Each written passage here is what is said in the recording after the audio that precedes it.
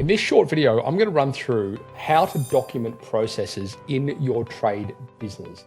But before I do that, I want to go back 10 years to when I started this journey, and I want to talk about the things that I did wrong.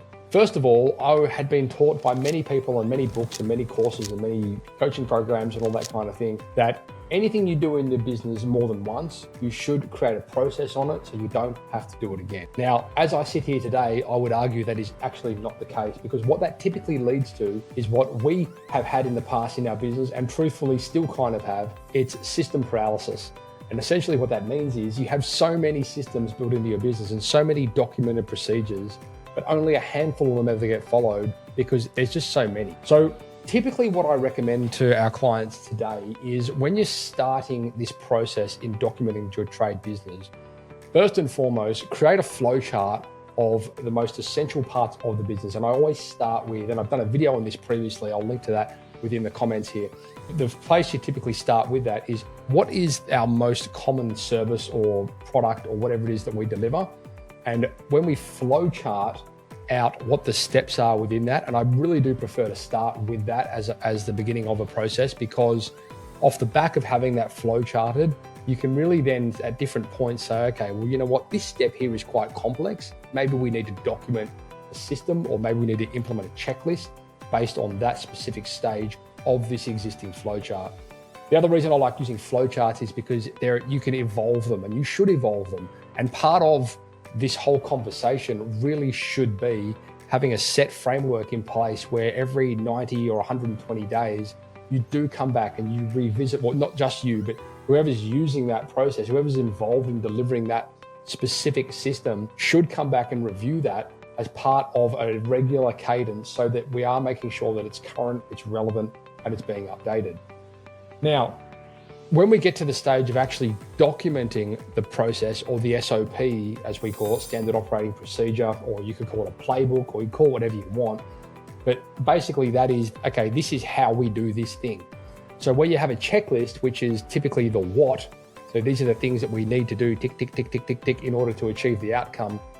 The procedure is, okay, this is how we do the checklist. This is how we do this thing our way, right? Now, the things that you typically, over the years, I've tried different forms of this. I find the best measure for us, first of all, who is this for? So the very first thing that we talk about is, okay, well, who is this process for? The next thing is, what is it? What are we actually talking about here? The next part is, why is this important? And because you really want to help people understand, okay, this process exists for this specific reason. So you've got your who, you've got your what, you've got your why, and then you dive into the how. And the how is where you dive a little bit more into the nitty gritties of, these are the things that, you need to do, step 1, step 2, step 3, step 4, step 5, in order to achieve this. So I've found over the years the healthy combination to make these processes and systems be absorbed and consumed and get actually adopted by your team will involve both a text copy. So that might be we use ClickUp for document management. So we have all of our standard operating procedures listed in there, and they all follow that cadence as a template. And so there's copy in there, which you can refer to. And then there's also a video that lives in there. Now, videos are not always applicable, but they're very often applicable and often quite helpful, because sometimes you can write stuff down, but until you see it, it doesn't always make sense.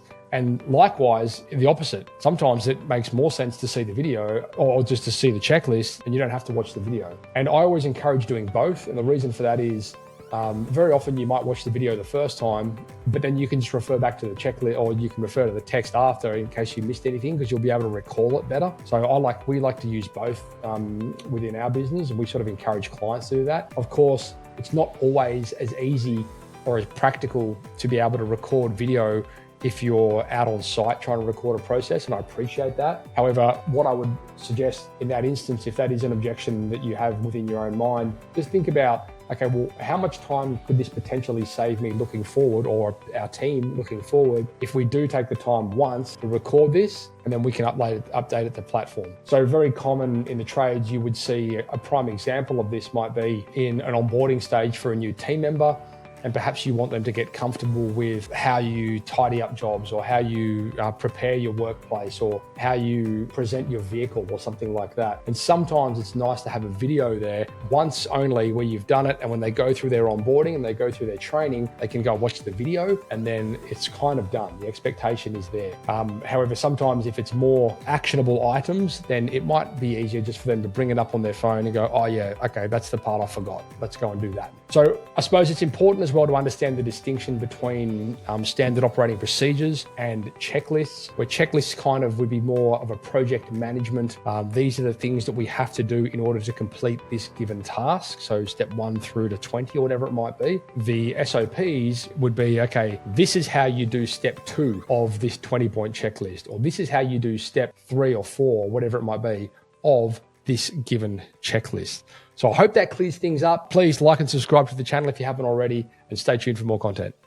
Thanks for watching, guys. I hope you enjoyed that episode. Please, while you're here, subscribe to the channel and give this video a like. Now listen, if you are a trade-based business and you work in projects, roofing, bathrooms, kitchen renovations, home renovations, solar installations, that kind of thing, we would love to be able to showcase you as our next success case. Insane return on ad spend over here. We're talking 2,000, 3,000, 5,000, 13,000% return on ad spend week in, week out with some of our clients. And we would love to put you in that picture. So please head across to tradie.wiki/YT for YouTube. Tradie.wiki/YT for YouTube. I look forward to chatting to you soon. Enjoy the next episode and thank you for all your support.